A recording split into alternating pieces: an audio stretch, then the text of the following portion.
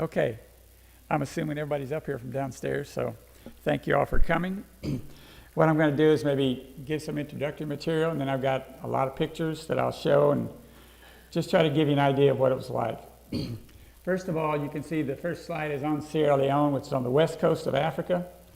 It's about the size of Indiana, land area-wise. And they have a variety of different climate zones or ecosystems. They have savanna, rainforests, mountainous regions, has some of everything, really not much in the way of desert, although believe it or not, they are sometimes affected by winds called harmattan winds that come from the Sahara, which is quite a bit farther north, but the climate is pretty much warm year-round. It's only about 8 degrees north of the equator. So their seasons consist of wet season, dry season. They don't have, like 4 distinct seasons like we do. And it's the dry season.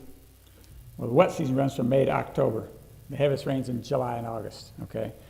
Most of the time when we have gone, it's been in the winter because that's the dry season, and it's, especially if you're working outside, obviously it's a lot easier to work outside then. So the capital and largest city of Sierra Leone is Freetown, which is on the west coast. You can see it there. And it has a population of over 1 million people. It's a large city. It's amazing. Some parts of it, especially the old parts, are narrow streets and stuff, and we don't drive. We have drivers, and thank God we do, because it's so different, and just they have like something like, believe it or not, a city of that size, they have like maybe 2 stoplights in the whole city. Very few stop signs as well, so it just amazes you. And I've gotten to be really good friends with one of the drivers, and he says, "Do you want to drive this time and stuff?" And I always just say, "Don't even ask." So just a bit of history. Sierra Leone was a colony. It was a British colony. People say, well, can you understand them? You can, because many people speak English. That's not the only language. They also speak something called Creole, spelled K-R-I-O, not Creole like the French Creole of Louisiana. And it's basically kind of a combination of some English and tribal languages. Many people do speak tribal languages. A lot of people are bilingual, or some people even speak 3 or 4 languages. It just amazes me when I go over there. But Creole and English are the most widely spoken. The educated people speak English. Many people don't speak much English. Like I said, probably the ones who aren't very educated are more likely to speak their tribal language. So I've read a figure about 96% of they call them Selonian people for Sierra Leone, speak Creole. It's kind of the common language spoken in Sierra Leone. I'm going to give you some examples. Here's a Creole greeting, "Adibadi." What that means is, how are you? It's kind of like saying, how is your body? It's, like I say, it's kind of a combination of languages. Or another one is, "I tell God thank you," which means, I give thanks to God. We learned when I was over there, I'm not going to sing it because I'm not a great singer, but we learned a song called "Tell Papa God Thank You." And sometimes when we would have a meal, instead of praying, we would sing that. And so I learned a little bit of Creole, not too much, but another thing, it says, "Not so God say," which is, it is God's will. Okay, so anyway, let's just give you some examples. In terms of the culture of Sierra Leone, most Sierra Leoneans identify more with the ethnic or tribal group than they do with the country. They identify with their country too, but their ethnic or tribal group is generally first, and the national or federal government would come second in terms of their priorities. There's something like 18 different ethnic groups I read. The 2 main ones are Mende and Temne, which is, each of them are about 30-some percent. And so they speak that language. Obviously, I have no idea what they're saying when they speak that language. Sometimes I think when people don't want to know what they're saying, they speak that language. So, the extended family is very important there. It's not uncommon, especially in traditional African villages, for you see not only your immediate family, but the extended family like aunts, uncles, cousins, even grandparents. Although I'll talk about how when I've been over there, a lot of the people who've gone have been retired and stuff, and you don't see a lot of people my age. I'm 70 years old, and people just don't live that. There are older people, but it's a young society, to tell you the truth. The average life expectancy there is 50-some years. So, and also another figure, it's difficult. Healthcare there is difficult unless you live in the big city. There's not a lot of hospitals. Babies are delivered by midwives. In the Tiama, the town that we went to work in the school at, they have a clinic there where they can go for just basic stuff. But if you have something major problem, you could be in trouble because it's a long way to, especially from where we're at in country, it's a long way to get to where you could be at a hospital, like a really good hospital. So, United Methodist Church runs two of the best hospitals in the country.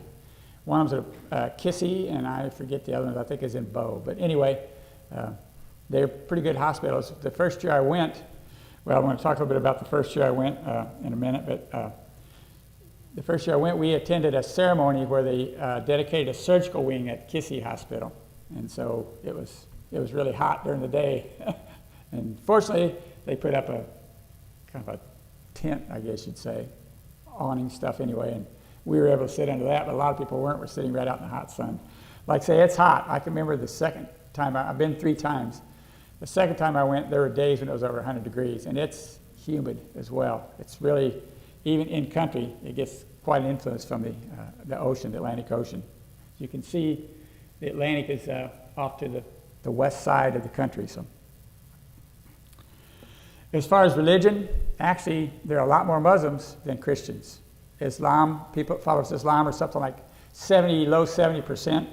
Christianity is something like around, I read some different figures, but 20 plus, like when we were 22, 23%. The nice thing is, those two religious groups get along pretty well. They live in harmony. In some place in the world that's not the case, but I've been impressed by the fact that they seem to get along pretty well. They don't, there's not a lot of competition, so to speak. There's a lot of different denominations of Christianity. United Methodism is one of the main ones there in Sierra Leone. The United Methodist Church has a prominent presence there in the country. So, a lot of times Methodist schools, and particularly until about the last 3 or 4 years, the new government, well, actually it's the guy who's the president now, Julius Matabio, he instituted that every child has the right to attain a public education. Prior to that, and that doesn't mean that every child goes, depends on, a lot of different factors, if they're needed at home and different things, but prior to that, a lot of kids attended not only United Methodist schools, but others. I mean, I saw all different denominations there, Catholicism, different Protestant denominations. So, but within about the last 3 or 4 years, every child, in theory anyway, is supposed to be able to get an education. Like I said, that doesn't mean that all do, but at least they have that opportunity, and that's important. I'm going to talk a little bit about the group I went with. It's called Operation Classroom. I've been 3 times. First year was 2019. I retired as a teacher from North Newton Junior Senior High. I'm sure most of you know I was a teacher for 42 years with North Newton Corporation. So I taught, for many of those years, I coached 3 sports, was always busy and stuff. So when I retired and didn't have I had much more time, I prayed, God, how would you use me? I've got, so much more time than I had before. How can I serve you? Well, about 2 weeks after I prayed this, you all know Pastor John Hofstadter. He asked me, how would you like to go to Africa on a mission trip? God worked pretty fast then. I don't know that God always works that fast, but so I went home, talked to my wife, got her blessing. She was okay with it. So I said, yeah, I'd like to do that. So I agreed to join the group, which basically went to a school that we work at, and I'll talk about this a little bit later. It's called the Tiama Enterprise Academy. It's associated with the United Methodist Church. And basically, it's isn't strictly a vocational school. The kids, they have to attend what's called secondary school, which is like high school to us. So I think junior secondary school is kind of like junior high, and it's what would be analogous to grades 7, 8, 9 for us.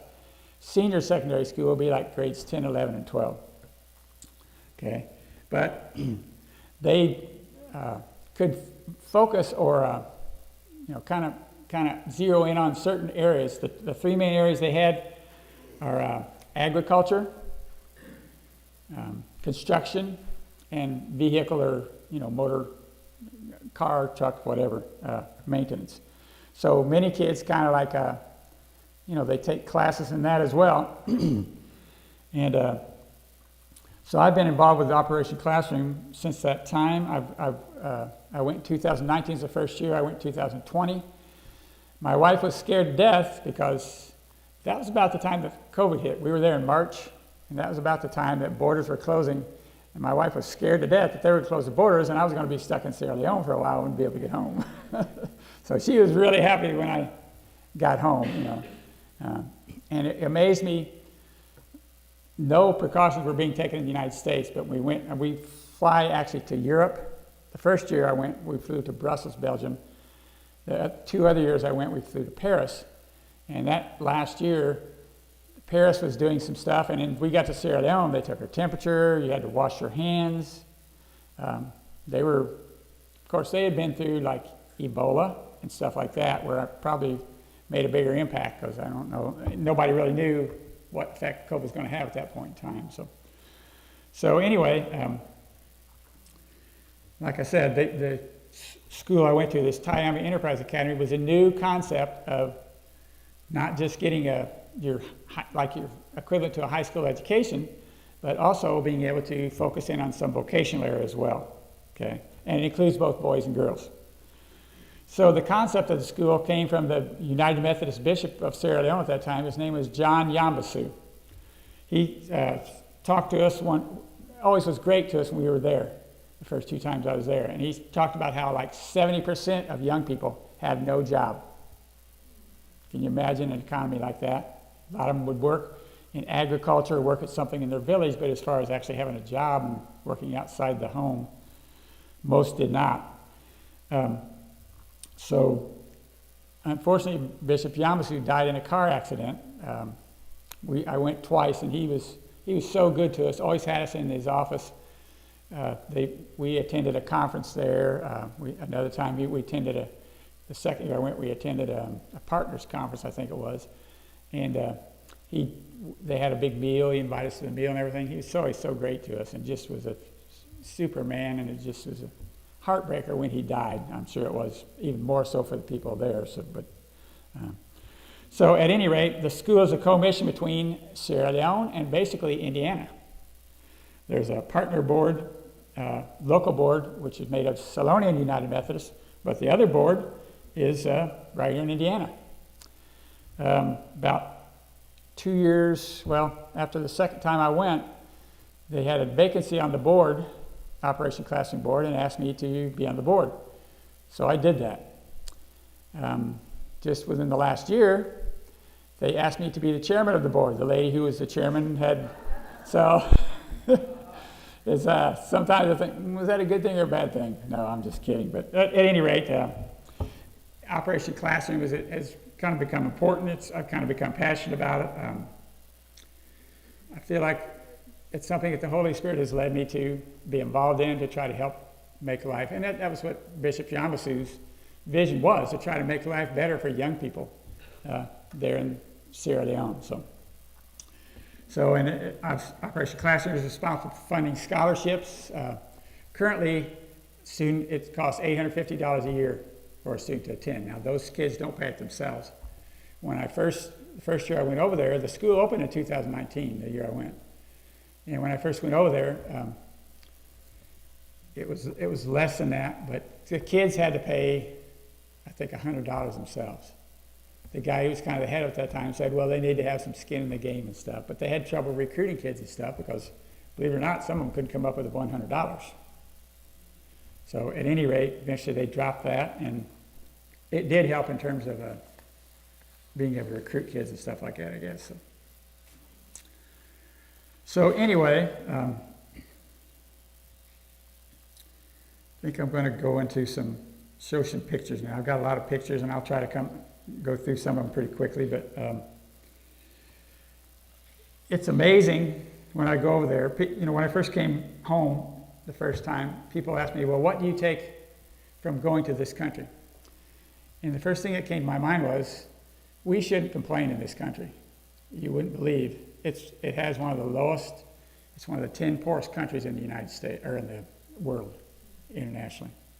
Like I said, the average life expectancy is 50-some years. Now, obviously, there's some people live longer and some less, but like I said, they had an Ebola epidemic, probably about late 90s and the early 2000s. They had like a civil war, which kind of came over from Liberia, some of the people who were leading this thing there, and you wouldn't believe some of the atrocities we heard about, different things. And a lot of the people were children. They would take children and force them to fight. You've probably seen stuff like other countries doing that on TV, but you know, and the thing that amazed me is, you know, they didn't sit around saying, woe is me, I'm poor, I don't have anything. They seemed to make the best of things.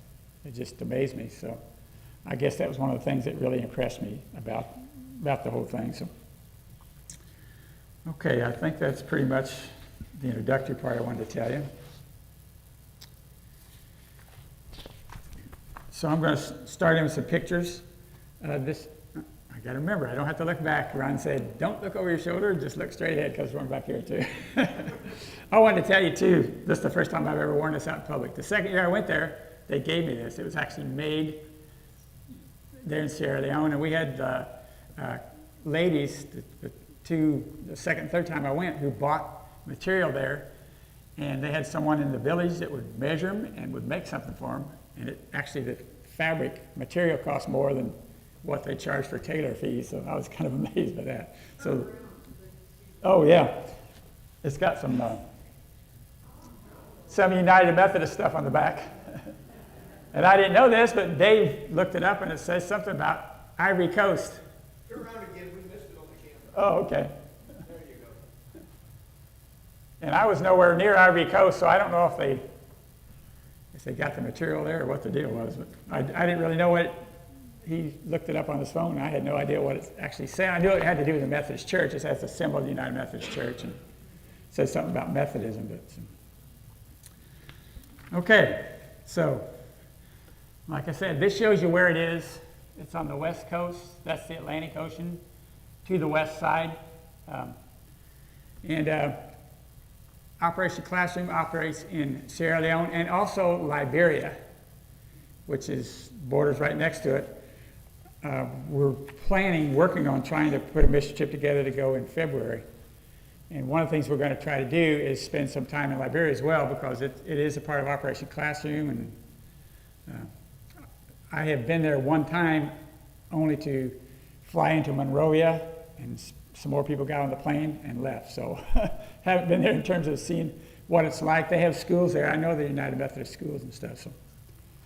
And this is just a picture of what the country looks like itself. You can see the different regions, and time is in country. I don't think it actually shows that on there, does it? But it would be, if you see where it says B-O, it'd be to the north and a little bit west of there. I think time is about 12 miles from there. But it's a traditional African village, and there's another village close by called Largo, which has a dirt road into it. We've been there. The guy who was kind of like one of the leaders for us there is from that village, and it's like a National Geographic moment when you go there. I'll show you some pictures. They have some of it like thatched roofs, and it's just, like I said, it's amazing. But so anyway, this first group of slides is kind of introductory. This is the last time I went. This is the group. 6 of us, which is a nice size, really. The first year I went, I think there was 9 people. And I think the second time I went, maybe 5. So they're all from Indianapolis, down around Indianapolis. The guy on the left, his name Trent Albert. These pictures I'm showing you, he's a professional photographer. He took all those pictures.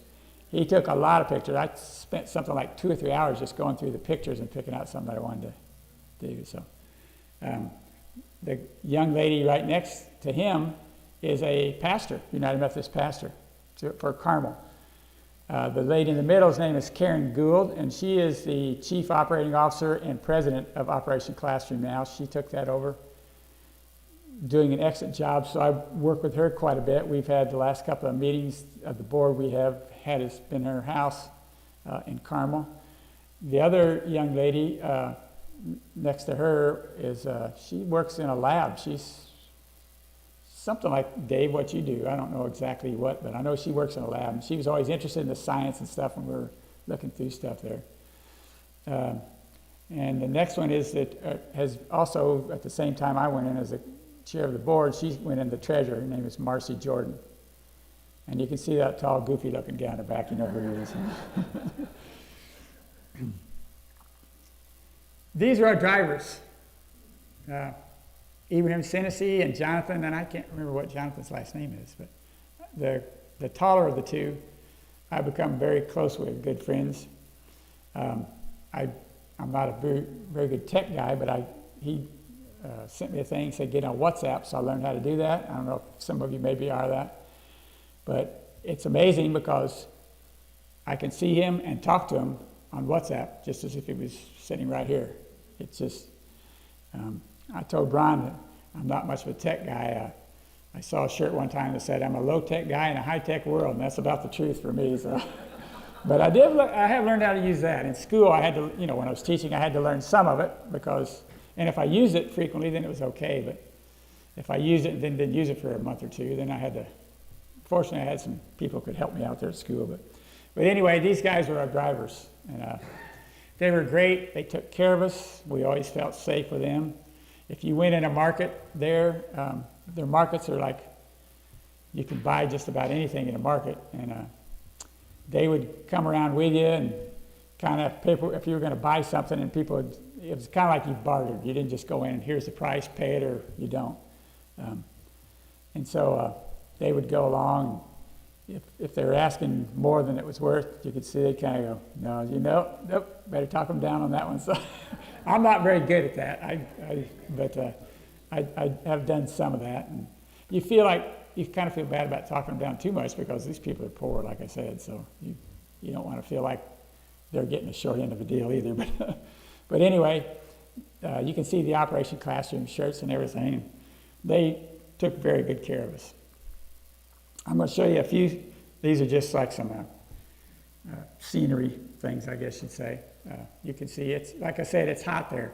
It's only 8 degrees north of the equator, so it's located in the tropics, and it's hot. Anytime I've been there, it's been really hot. And you don't have, where we stay, the village we stay at in Tiama, that village does not have electricity, do not have indoor plumbing. They have wells that they get their water from. The United Methodist Church has drilled those wells. They're called boreholes, or deep wells, where they can, and they have to be deep because, like I said, they have a wet and a dry season, so if they don't drill them deep in the dry season, you won't get any water. So, fortunately, the United Methodist Church has done a lot of things to help people there. But like I said, the church has quite a presence there in Sierra Leone. So this is a bridge that runs over the river that was by there. It's called the Tai River, and the city's called Tiama, or the town is called Tiama. All right, so I don't know if you can see it. Well, you can't see it, but there's a thing there about a missionary and his wife were killed there at some point in time. I don't remember the exact story, but it's got a little remembrance of it on a stone there, I remember. But this is just like I said, they're on the Atlantic Ocean, so fishing is an important part of it. You do eat fish. If you eat fish there, if you order fish, you can't be afraid of seeing the head because they don't cut the head off. It's not filleted or anything. You just get the whole fish, and you see these eyes kind of staring at you when you're trying to eat it. It's kind of weird, but anyway, they do have a lot of, but fishing is an important part of it. And every year I've been there, one day we take and go to the beach, and they've got a real nice beach, and it's kind of fun just to go there. So this is when we first arrived. This is in Freetown. I told you it's the capital. You land on the airport. It's called Lungi Airport, and it's out on a peninsula. So to get to the city proper, you got to take the sea coach, which means it takes like maybe 20, 25 minutes to actually get to the city itself. And so it's a chaotic scene, let me tell you. You got all these people coming up trying to let you to carry their luggage, so you can carry your luggage so they'll get paid. So usually Karen Gould, the lady who's been our leader the last 2 times, she gets one guy and says, "You get the people you're helping, I'm paying only you." So she's learned the ropes. So I'm supposed to go back in February, and they've asked me to lead a trip. So if you're interested, you come and let me know, okay?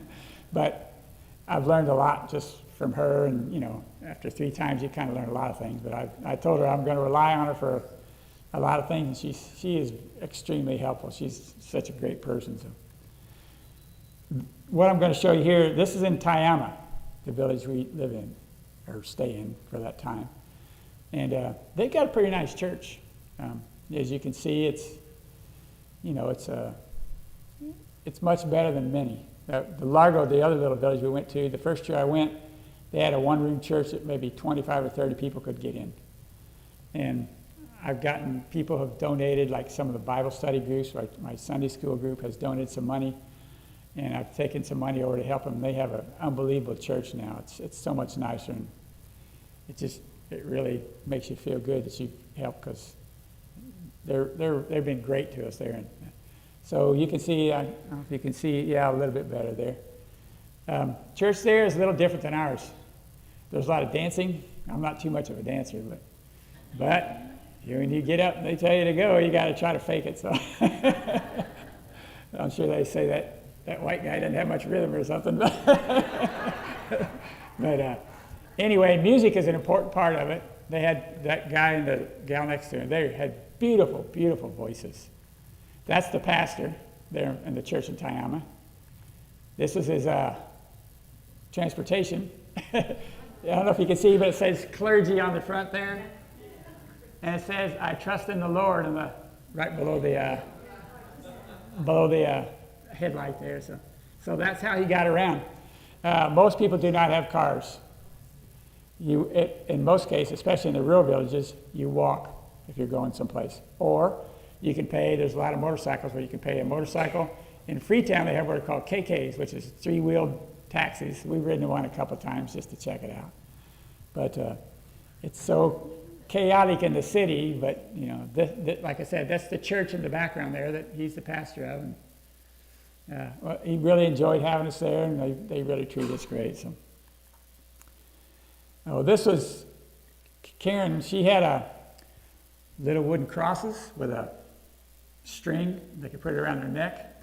Well, she had some, and they gave it out prior to the church service. Well, so many others wanted some, but put together some more and had them. And you can see it's like she's about got squished.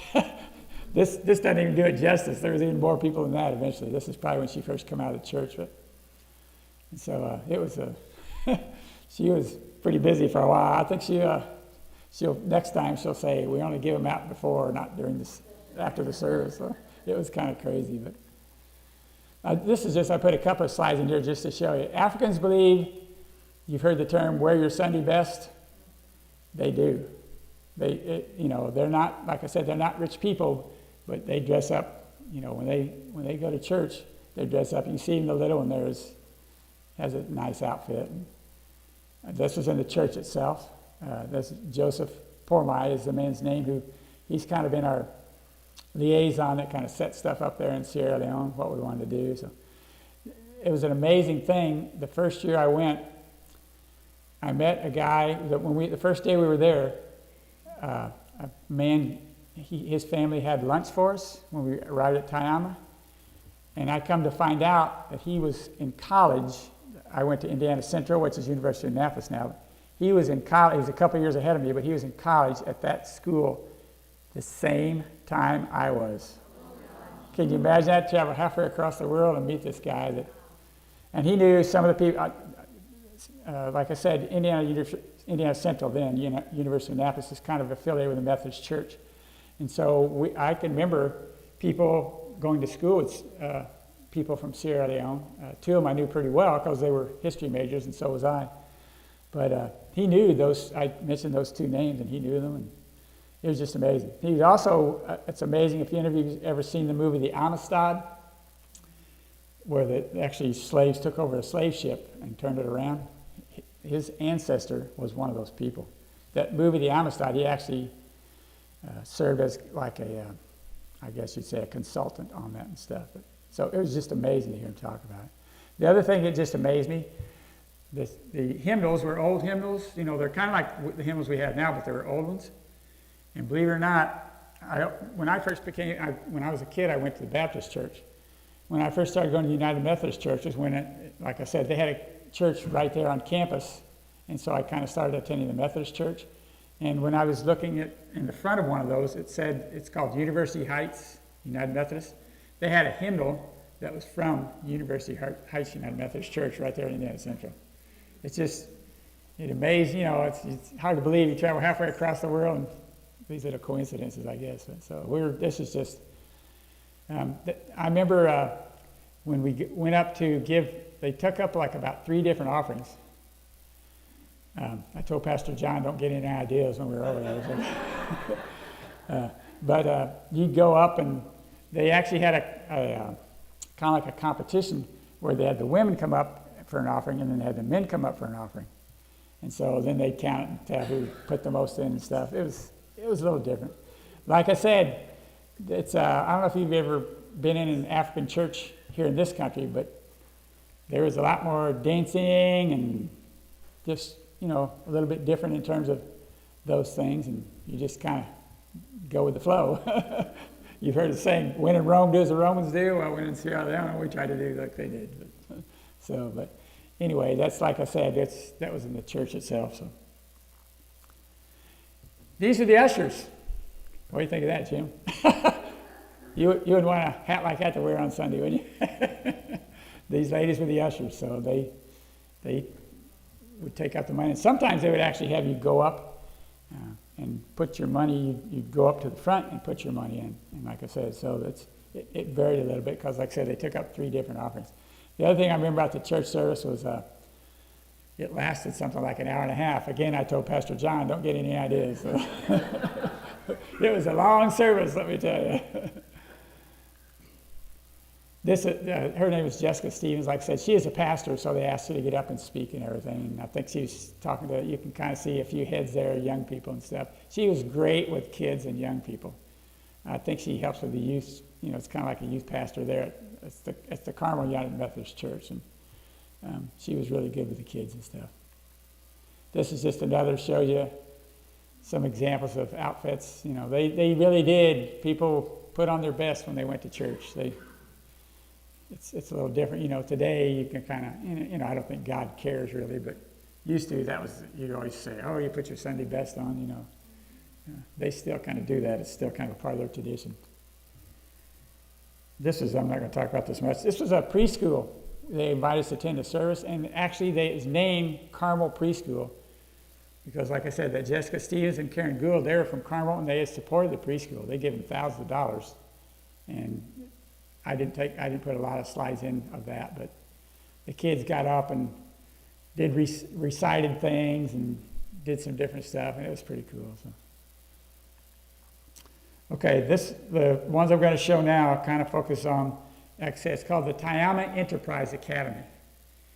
And the enterprise is they try to teach kids to be in business and stuff. One of the things they do is if the kids finish there, they can apply and get money, $250 either to go on to school, or if they want to start a business, or they have to write up a proposal, I guess you'd say. And then they can get $250, which is a lot of money in Sierra Leone, believe me. The first year I went there, we changed money to get $100, and $100 you had a stack of money about that thick. It was something like 5,000 leones was like $1 something or something like that. The guy, first year, our leader the first year was a man named Bob Kuhlman, who's from Valparaiso. And he told us, he said, if you ever want to be a millionaire, now's your chance, because there's so much difference in terms of a million leones would not be the same in the U.S. You notice that one of the kids, this is on the campus itself, and one of the kids, if you can read that, says, born to survive, success after struggle. And many of those kids they've had a lot of struggle, believe me. I'm helping one of my Sunday school classes, help one now, that he's wanting to go to school.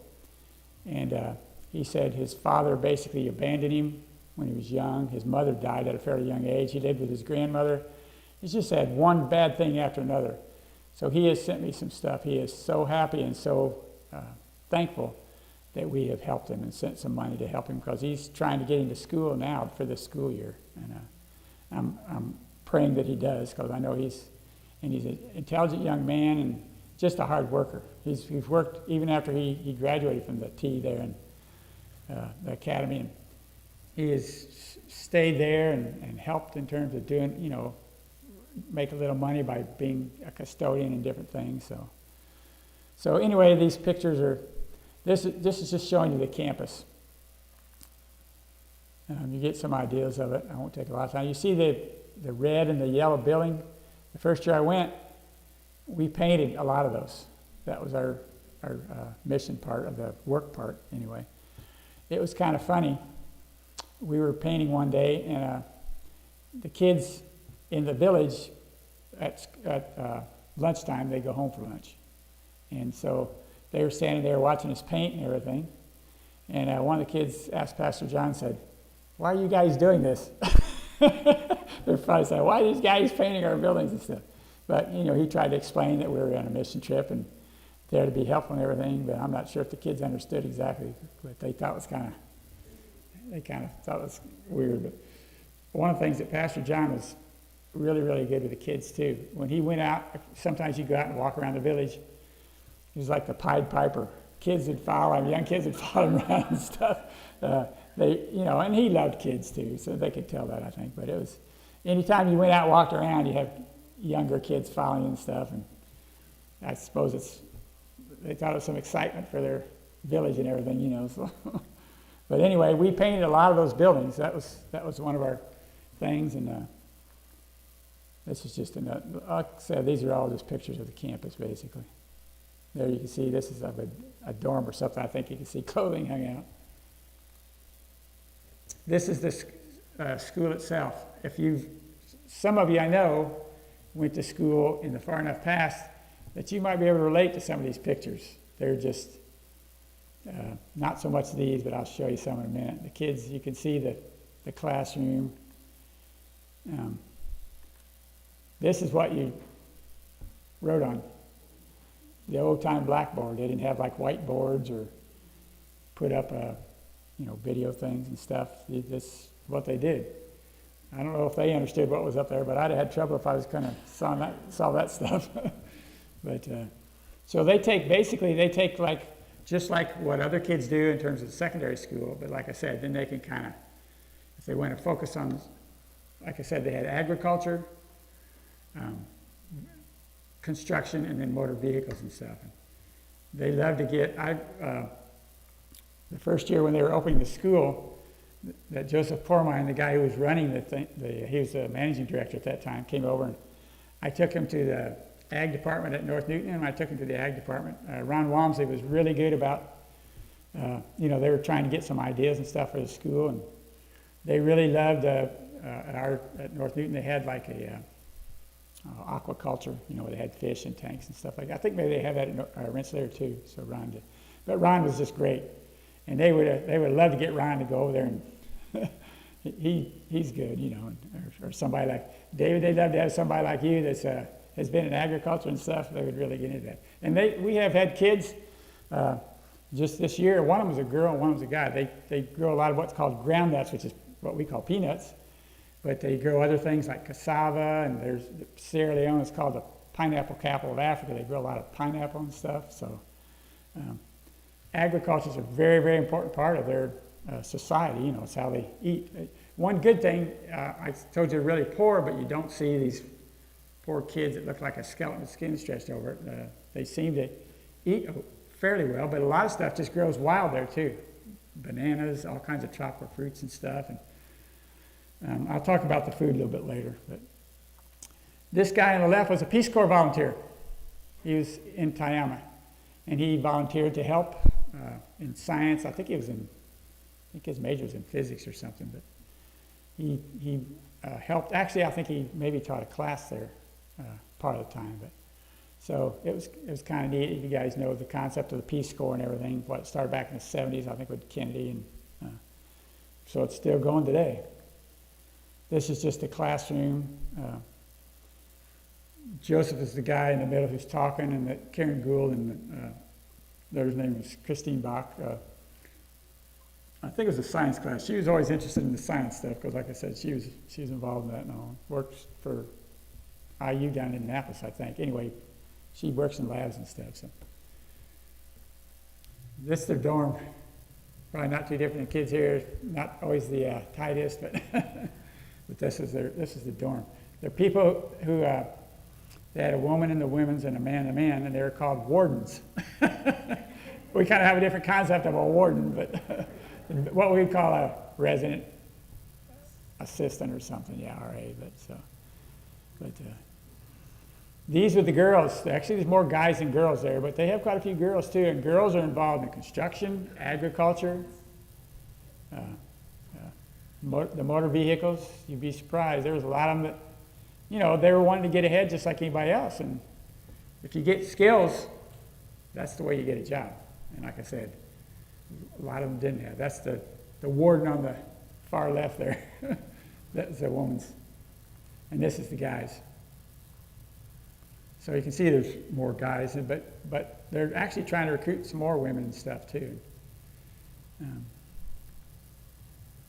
going to talk briefly about the construction. This man's name was Mr. Sandi. He's the head of the construction department. Great guy, really cared about the kids. And they learned a lot of skills from him. They learned a lot from him.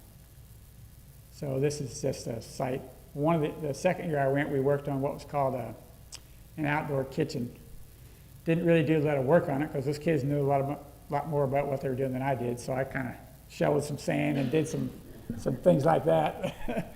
They were being trained in it, so I figured they probably know better than what I do. But this is how they make them. You can see the mud bricks. That's how they make them.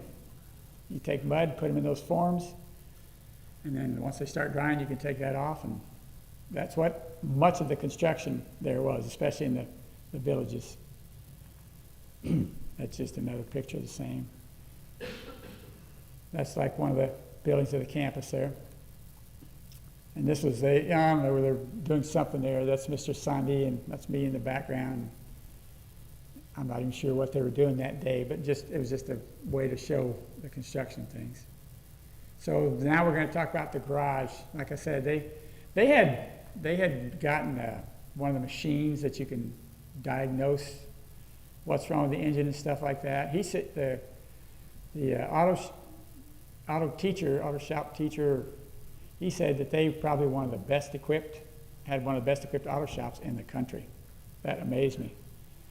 So anyway, you notice some women in there too. It's not just guys, but they're standing right in front of the pit where you could pull the cars over and work on them. But notice they have a lot of them had hard hats. They're supposed to have, safety equipment and everything on. This is just, like I said, some of these are just showing some pictures where they were working on different things. They'd tear motors down, learn how to do it.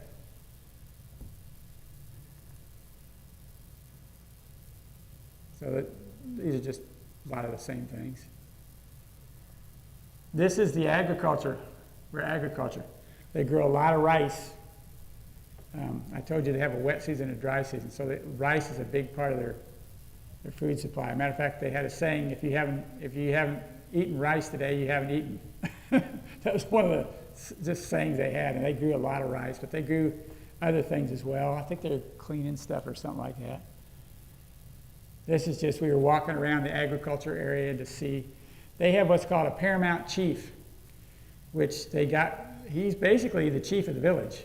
And they got permission to him, all this land that they were farming, he gave them permission, to the school, and the kids put out crops and stuff, and it was pretty cool.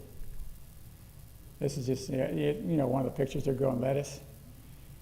David, you like this one? They had what's called a piggery. They were just getting started, but they were getting pigs and stuff. And you guys probably know Muslims don't eat pork, so I don't know how good it would go over, but Christians do. So at any rate, they were just getting started and everything, so we kind of walked around and toured that. This is it, and they had, not a lot of them had pigs in it yet, but some of them were pregnant and were going to have young ones, and they were working on it. You really like that they're working to try to get ahead and teach the kids what to do, so when they get out, they'll be able to hopefully make a living for themselves. This is called the Peace Hut. The construction people built this, and the paramount chief would sometimes hold people could come and visit him there if they had questions and stuff like that. This is where we had the kids at the school came, and it's just the same thing. Yeah, this is underneath it, and we went and talked to them and got some of their impressions. What do they think we need to do better, stuff like that. And the kids were pretty honest. They were obviously very appreciative that they were getting a good education and everything, but they were honest if they thought, well, here's something you could do better, or praise us for doing certain things. And it was a good, really good experience, I felt. These are two young people. I told you these are two who received the $250, they call them enterprise grants, and I think both of them were going to school in Jala, which is a university in Bo. The first year I was there, we visited that, and it was really neat. They had aquaculture. They had all kinds of different, like rubber trees, cashew trees, just a lot of different stuff. They actually partner with the University of Illinois on agriculture stuff. But anyway, they came and talked to us. This is the place we stayed at there. And they came and talked to us, and it was really interesting to, they're bright young people who were just looking to get ahead. We're just looking to have a life. So this is on the school. They've, just within the last couple of years, they've installed solar panels. So we were touring the area where this is the inside of it. And then that's the panels themselves. They're on the roof. And so they do have, Tiama had no electricity at all the first times I went there. They do have some electricity, but this is mostly for the school, so still most people don't have electricity in their homes or anything. But this one I think there's some, I'm going to show you some things in village life. I told you they grow rice. You can kind of see a lot of water in the background there and everything. I think there are some rice fields back in the back there. But this is what, in Largo, many of the buildings, homes, had thatched roofs like this. And some of them had metal roofs like this also. One of the things you saw a lot of just running around the village were goats and chickens. They just, they were just running around in the village, free range, I guess you'd say.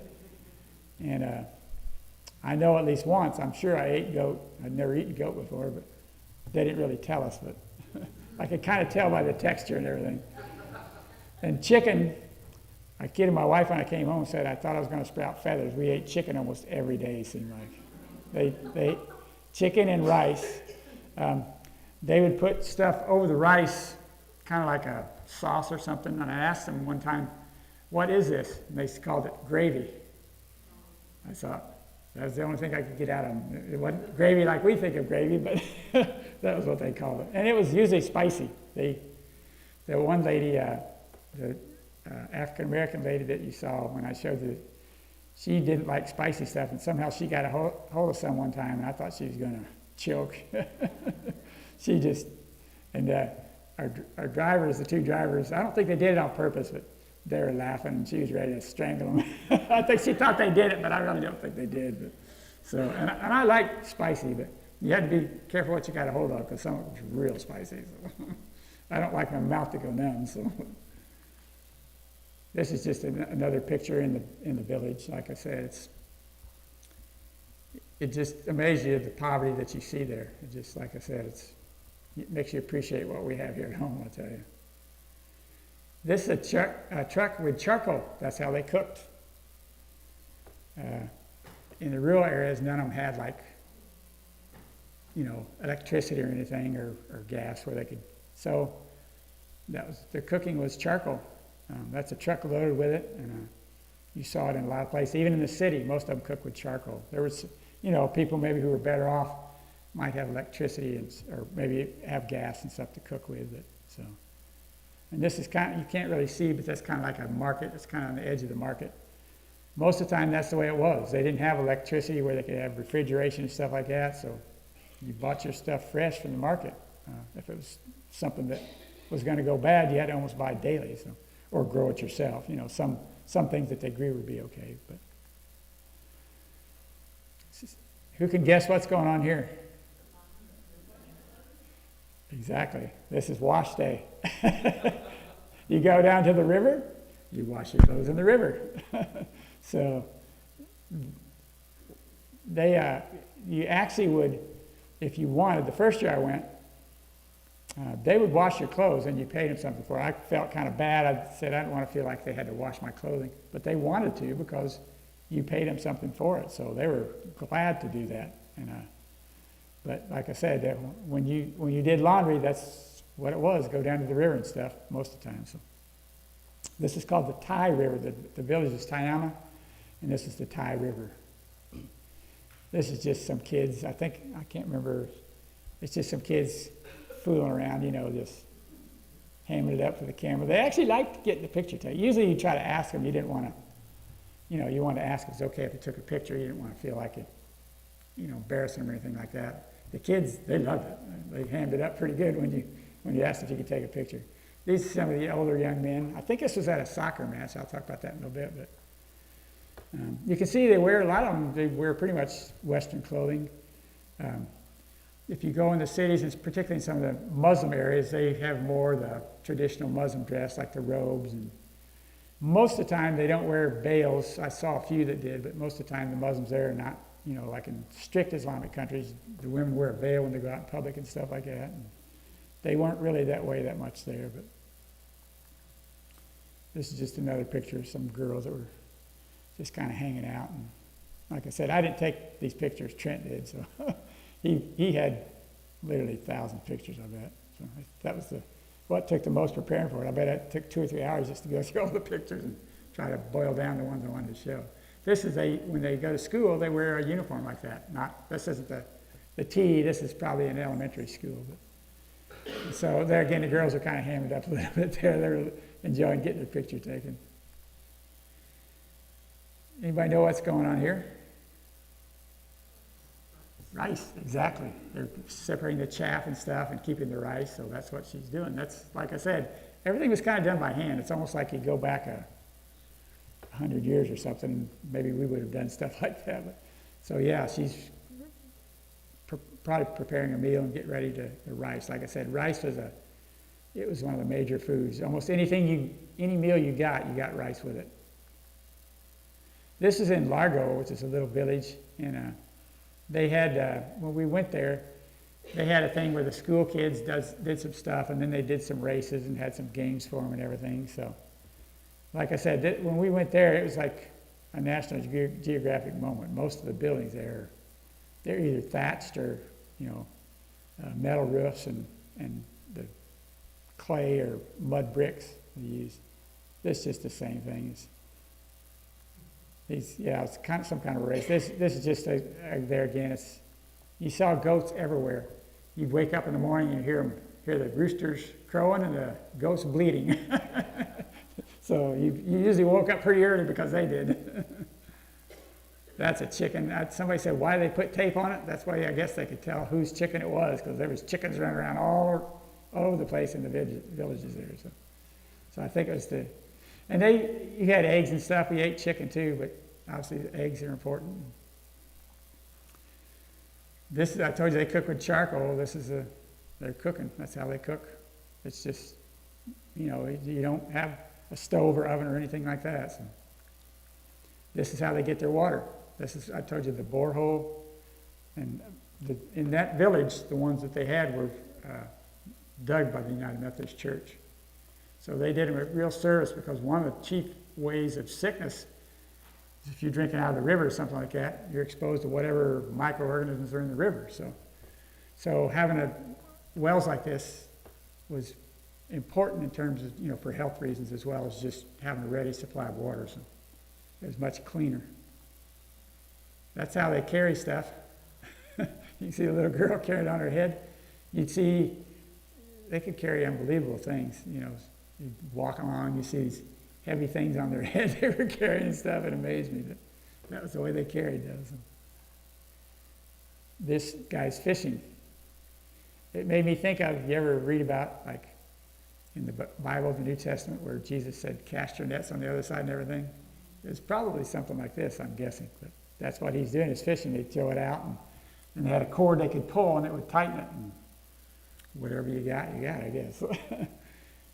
They didn't like fish with poles or anything like that. That's a dugout canoe, you can see. We took a ride in that one day. They took us in a ride across the river and back just to let us check it out. This was in Largo, the little village that was there. Like I say, it was like you drove on a dirt road to get back there, and it was like craters in the road. You had to kind of take it slow in places, because it was, and I don't know what they did in the rainy season. Probably people didn't go in and out very much, I'm guessing, but because it would be mud, I'm sure. This, I'm going to talk a little bit about sports and recreation there. Soccer is by far the most popular sport in Sierra Leone. Every little village basically has their own soccer field. Now you can imagine, it's in terms of, except for the ball, it's easy, because all you got to do is get poles and erect where you kick the goals, and most of them didn't have a net that I saw. But this is they have sports, but it's more within the village. They don't do interscholastic sports like we do with high schools playing each other, even junior highs playing each other. Generally, they didn't have that like we do. But one of the things I did, I found out how popular it was there. And every year I've gone, I bought a couple of soccer balls and deflated them and got a pump. And I carried in my luggage and took it over there. And then that was a hit, believe me. They were so glad to get soccer balls. Believe it or not, I got, some of you know Mike Fagans. He's been to Haiti several years in the past. He went to Haiti, and he told me about doing that there and how popular it was. So I kind of got that idea from him. I got to give him some credit. So anyway, then you go over, pump them up, and usually you give them to somebody at the school or something, so all the kids could get a benefit from it. Just don't give it to one or two. But so that was something you really, it was kind of a neat thing to do, and the kids really appreciate it. I got a real nice letter one year from a schoolmaster who told how much the kids had enjoyed that and everything. It just made you feel good to feel like you did something to help them. So these are just all. We went and watched a match one day. The girls were playing. They played for keeps too. Two of them kind of got into it. They had to separate a couple of them because they were kind of getting into it. So, so it was.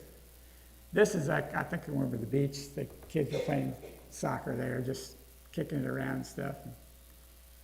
That's, like I said, you probably could tell there's not a net there, but they put up, you got to kick it in that area to score the goal. So that was, I think this was in Tiama, I'm pretty sure. This girl was, this was the concessions. She had like little things, like a little pouch of nuts and different things she's carrying on her head there. She was a little entrepreneur because she was going around and selling them at the soccer match we were watching. So, and I think she's probably dragging her brothers and sisters along with her there. But this was at Njala University, which is in Bo. We visited there, and they just showed us different things. And like I said, they had aquatics was an important thing there. So that's the team, and the guy in the middle was kind of showing us around. He was from the university itself. So This is one of the things we did. It's called Takagama Chimpanzee Sanctuary. The first year I went, we went there.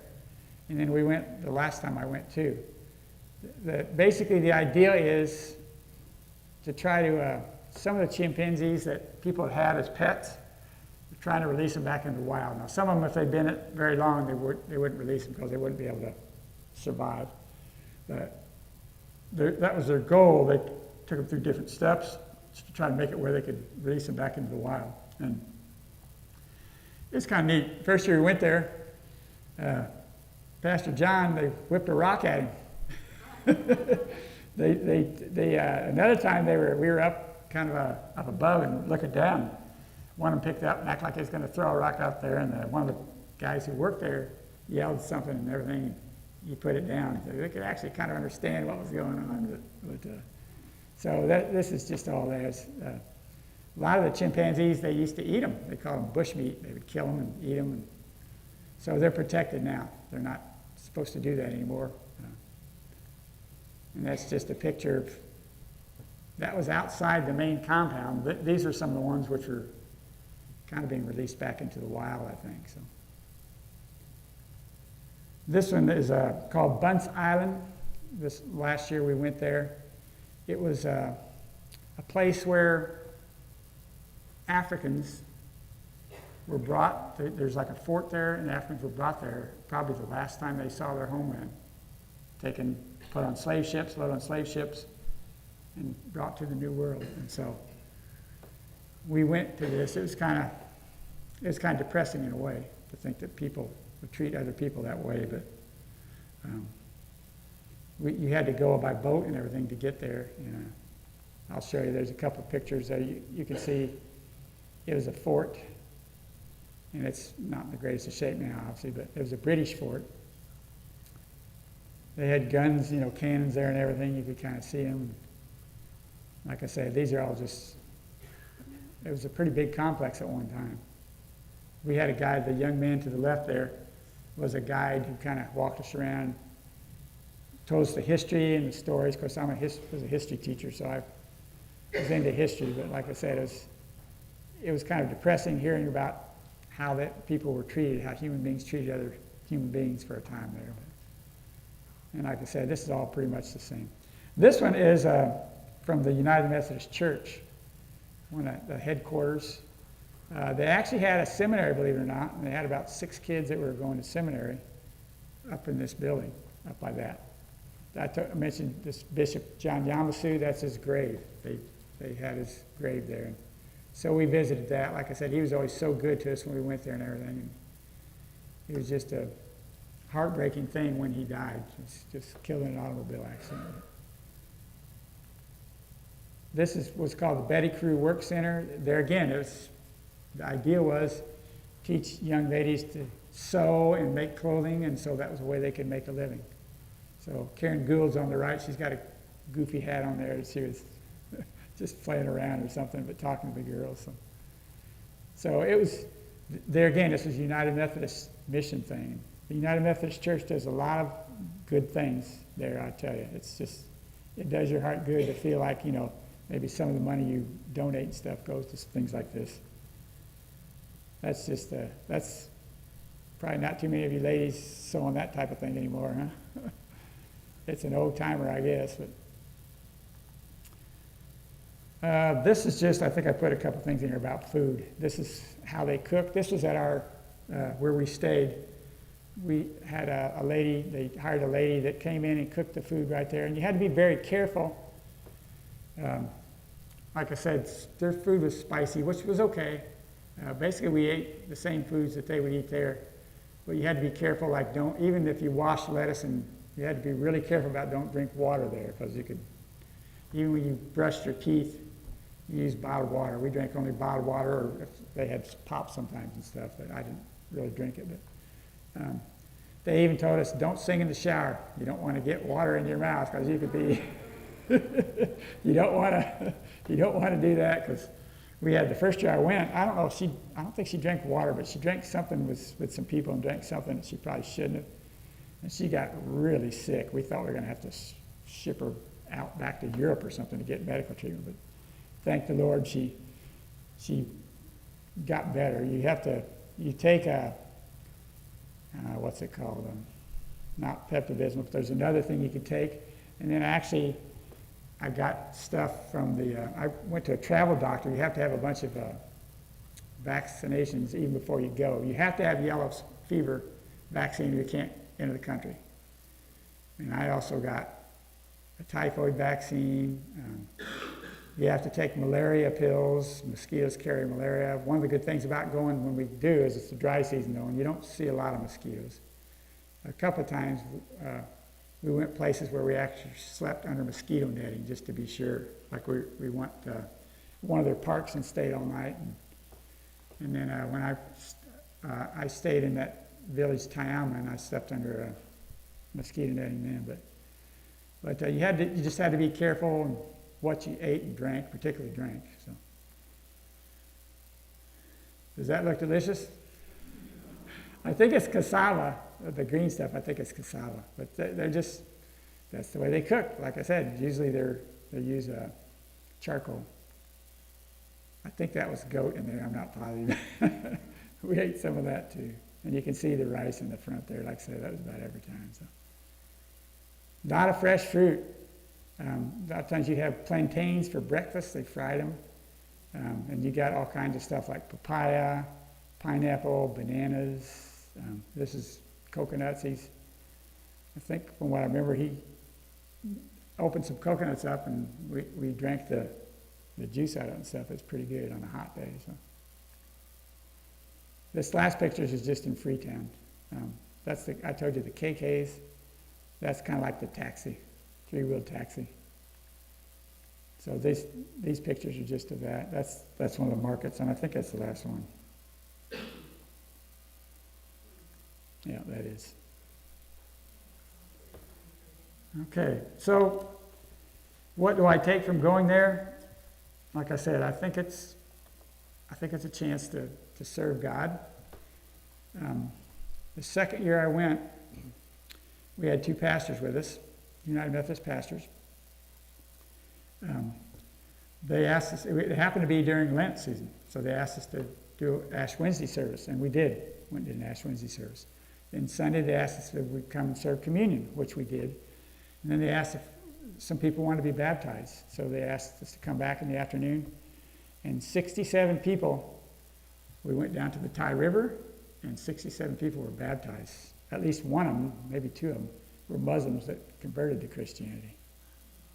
So it would make you tear up just thinking about it, seeing all these people who some of them were young, but some of them were older people too, that just had never been baptized and wanted to be baptized and wanted to give their life to Christ. So it was pretty neat. So, well, that's all I have. Does anybody have any questions?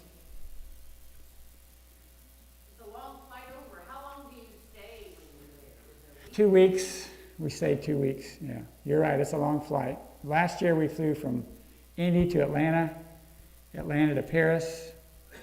I think from Paris we flew directly into Freetown, to the airport in Lungi. But you're right. That's one of the worst parts of the trip, is spending all that time on the plane. I've got long legs, so it's not too good for me.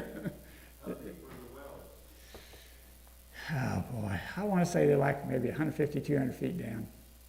I know they're really deep, because they said that last time I was there, they had dug a well around the agricultural for irrigation, and they didn't dig it deep enough, and during the dry season, they couldn't get water. So it was a real hassle. So they have to dig them pretty deep, because like I said, the dry season, if they don't, the wells will dry up during the dry season. So I want to say between 150 and 200 feet at least. I'm sure they probably told me, but I don't remember. But anybody else have a question? Yes. Aside from the last two places you told us to step outside under mosquito netting, where were you staying the rest of the time? They have a building there that we stayed in, and they had a generator. So we had electricity when we were there. We didn't have air conditioning. We had fans. I remember the first year I went, Pastor John slept on the lower bunk, and I slept on the top bunk. And he had a fan on him, and there was a ceiling fan up by me. I had to be careful if I woke up in the night because I'm here and the ceiling fan is here. if I had to kind of roll out of bed because if I didn't, I might have got a haircut. But we did have, like I said, we had electricity and we have running water because they had a generator.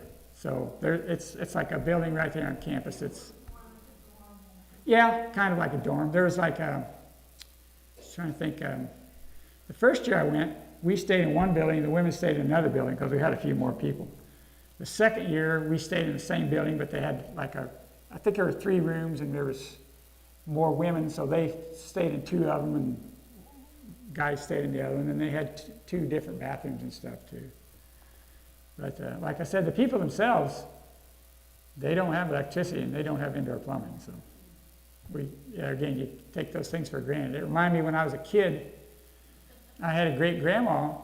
She lived in English, Indiana, which is in Crawford County, southern Indiana. It was like going back in time when we went there. She had no indoor plumbing, so you had to pump the water. She had you got to go to the bathroom. You walked up on the hill in the outhouse. I'm sure some of you could probably remember times like that. So, her heat in the winter was a potbelly stove that she had a coal bin outside and fed it coal to keep warm. So it hadn't been that many years in this country but it's kind of like going back to that time there because it's that way all the time there. One of the things that amazed me that they did have, believe it or not, was cell phones.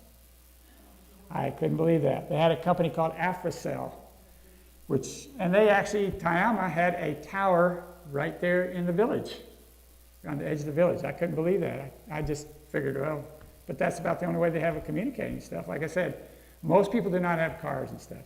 It's rare. So you walked if you're going to go someplace.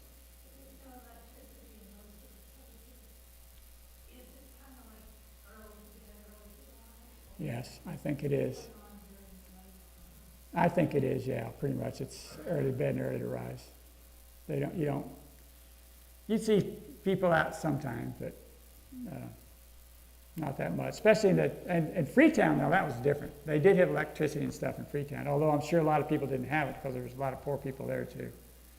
You wouldn't believe some of the shacks and stuff that we saw that people were living in. I mean, you couldn't believe they lived there. But so they did have it in the city like that. Once you got in country, it was rare. They didn't even have electric lines or anything. Now, like I said, they were starting to change that with solar panels. They're starting to put solar in places where, if they can afford it, people can get electricity in their homes. But I'm not sure how many can afford it. I didn't see a lot of it.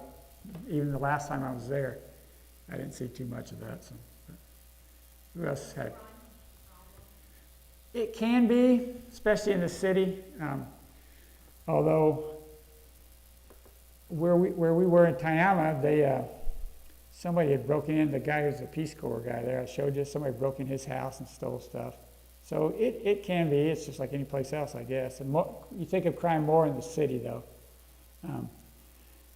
I've been there 3 times. I never felt afraid, but like I said, we had drivers and people who were Sierra Leoneans that knew places. I'm sure there's just like cities in this country. There's places you wouldn't go, particularly at night, probably. So they knew the ropes and they kept you in places that were safe. I think they do have quite a bit of corruption. It's a democracy in terms of their government, but they don't have all the rights that we have. And I know there's a lot of corruption. I know they told us sometimes they'd have places where the soldiers would be, and they were like, they'd stop you. And sometimes I think they had to grease a few palms to just get to without getting any hassles.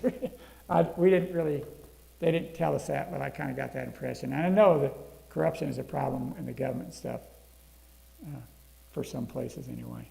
So, anybody else? What's the average family size? Big. They don't have, they're starting to where they do have birth control and stuff now, but they start young. Most of the time, girls are married at a fairly young age. And until recently, I think it was difficult to get birth control. But that's changing somewhat now, I think. So generally, the families were pretty big. I was trying to think, the one guy that I knew that was there had something like 10 or 11 people in his family. that's a big family. You don't, a lot bigger than average size here in this country. But and like I said, they didn't have the greatest of health care. That was if you were out in a village like Kiama and you had something like appendicitis, like a appendix burst or something, you're in trouble because there was going to be some time before they could get you where there'd be a hospital and stuff like that. They actually still have they didn't call them witch doctors, they call them traditional healers or something like that. And there's probably some truth to that. Certain herbs and things, they could use, but I know the one guy that I knew real well, he had hurt his shoulder, dislocated his shoulder or something. It was giving him trouble, and they were trying to tell him things to do, and it wasn't working very well, I remember.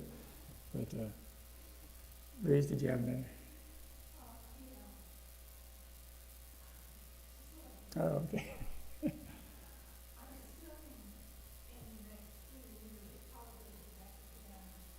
Hopefully, I think we're planning a trip in this next year, February.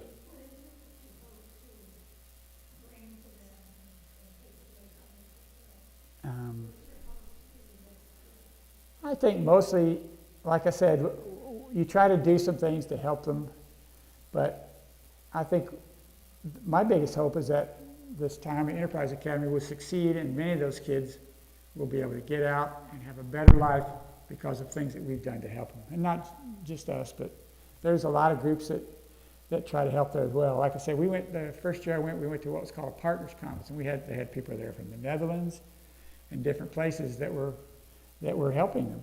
And so I think that's my biggest thing, is just you'd like to think that you're helping kids to get skills, which is going to enable them to have a better life. Because like I say, you just can't imagine the poverty there. People are so poor. So, but anybody else? Obviously, they can't use a sewing machine like we do because of power. Yeah.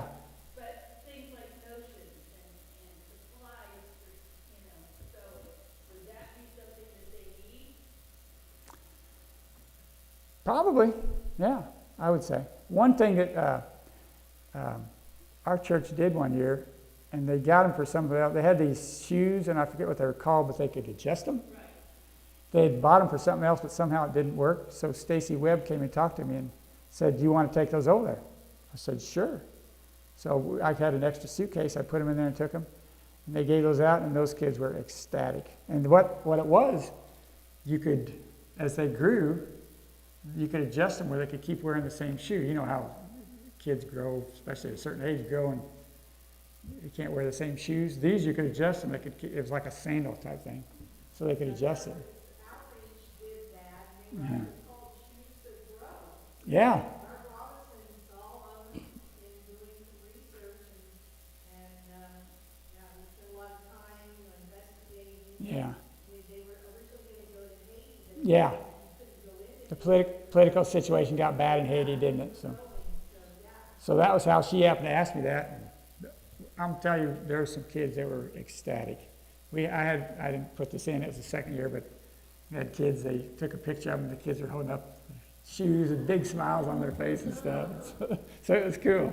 Pam? Tim, since you're contemplating another trip, could you be thinking of something maybe practical? I know the shipping has to be enormously expensive, but is there something, be thinking about maybe something perhaps we could do I will. to send with you or contribute in some way to maybe some of I appreciate that. Be thinking, Yeah. could you kind of guide us, maybe if we could help in some, it may not be a real large way, but Yeah. maybe we could do something. Well, like I said, one of the things that's been good is you can take 3 suitcases. And they encourage all of us to take a third one so we could take stuff like you're saying, so we wouldn't have to ship, because you're right, the cost is prohibitively expensive to ship. There's Operation Shoeboxes with Samaritans. Mhm. I think when I first started doing it, the shipping was, I don't know, a couple, $2, $3, and now I think it's up to $9, Mhm. maybe $10. So just Yeah, kind of be thinking. I'll be glad to do that. I'll have a meeting in October, and I will mention to what do we need. I can find out, I guarantee you. So, but okay. Okay, well, thanks for your attention. I hope I didn't bore you too much.